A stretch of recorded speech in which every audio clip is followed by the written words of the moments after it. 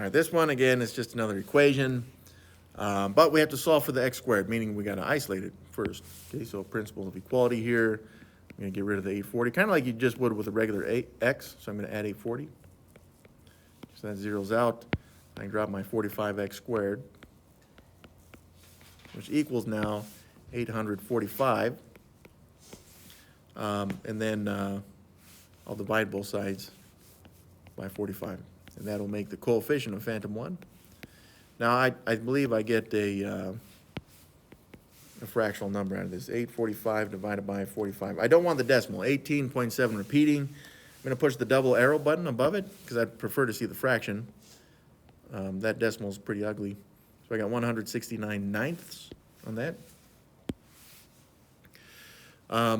Okay, so from here, and there's another reason for that, but remember I'm going to square root both sides. Okay, so that means I'm going to split this up so that x then would equal the positive square root of 169 ninths, but x should also equal the negative square root of 169 ninths. Okay, and so the fraction, here's why the fraction is useful, is because the square root of these, right, 169 and 9 are both perfect squares. Now, if you didn't know that, your calculator did. So this ends up being 13 thirds positive, and then over here is just x is still, but it's now a negative 13 thirds. Now, I'm not gonna do the work here, but if you replace x here with 13 thirds, positive or negative, you do get true statements out of here. 45, you'd end up with 45 times the